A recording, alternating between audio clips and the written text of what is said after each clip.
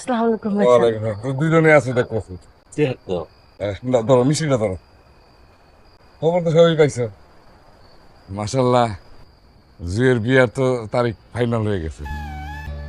এই মাসের 28 তারিখ, শুক্রবার। ছেলে কি করে?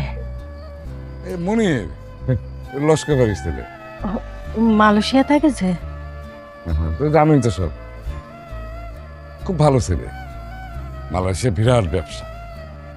আর ফরিদ বাবা, আমার তো কেউ নাই তুই ছাড়া। একেবারে বিয়ার সমস্ত কাম কাজ শেষ পর্যন্ত কোথায় করার লাগবে।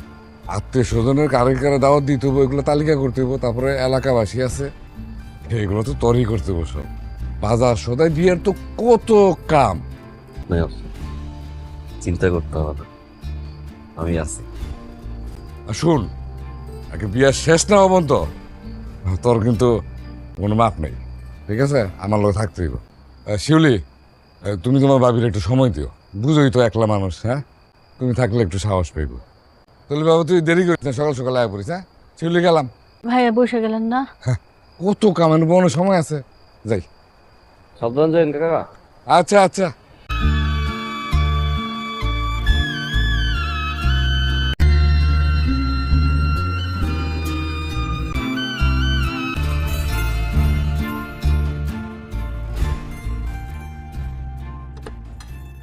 আচ্ছা মামুন,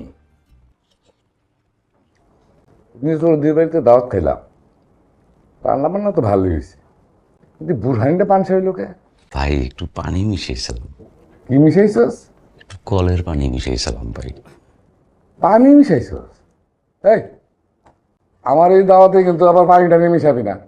খরচ যা লাগে সব আমি বুঝবো, কিন্তু বুড়হানিতে কোনো পানি মিশানো যায় না। এটা তো মান সম্মান ব্যাপার, বুঝিস? আমার একমাত্র মেয়ের বিয়া।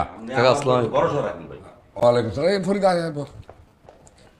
শোন, তোলে যেমনি যেমনি কইছি ডেকোরেটর সব ওকে ভাই। টাকা পয়সা তুই চিন্তা করবি না, যত টাকা খারাপ লাগে আমি দিব। একমাত্র মেয়ের বিয়া। ভাই একটু বাড়াইয়ে দিয়েন ভাই। হ্যাঁ, কথায় কথায় এটা কি? হ্যাঁ, আচ্ছা বুঝছেন, 10,000 লয়ে যা, কিন্তু কালকে সকালের মধ্যে সব কিছু আমি চাই। যা, ঠিক আছে, গণন লাগতো না। যা যা। আচ্ছা, ওয়ালাইকুম সালাম। ফরিদ, ভালো করে দিস। আত্মীয় স্বজন কেউ বাদ পড়লো? কাকা, জবাব পরে কইবেন না, এ তো এবারে বড় মেয়ে, তারও তো অধিকার আছে। কারে কি বলা উচিত আর উচিত না, এটা আমার চেয়ে ভালো কেউ জানে না। তালিকায় যে নামগুলো আছে, এরাই আমার আপন, এরাই আমার আত্মীয়। তালিকায় যারা আছে এর বাইরে যেন একটা লোক ভিতরে আসতে না পারে। কালকে সকালবেলা কার্ড আইব, কার্ড আইলে তুই কার্ডগুলো বিতরণ করে দিবি। জবান আমি কাউরে চিনি না, কি না করছি তার জন্য। জন্মের পর থেকে কোনোদিন মাটিতে পা ফালাইতে দিই নাই।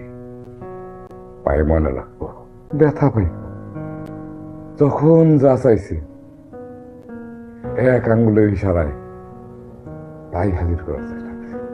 আর সে কিনা 2 দিনের ভালোবাসার জন্য আমার মান সম্মান সোহাগ আদর সব লাথি মেরা সে আমার ছেড়ে চলে গেল।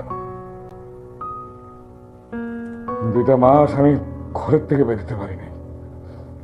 রাস্তাঘাটে যারাই আমার দেখছে, ওই যে এনাম মেয়া যায়, তার মেয়া ভেঙে গেছে। শোন, তোর বাপ মারা গেছে পরে তোর আমি বাপের অভাব বুঝতে দিইনি। যতক্ষণ পারছি তোকে পাশে রয়েছি, এখনো থাকি। তোর কাছে আমার একটাই কথা, আমার মান সম্মানটা ফিরে পেলাম, পাশে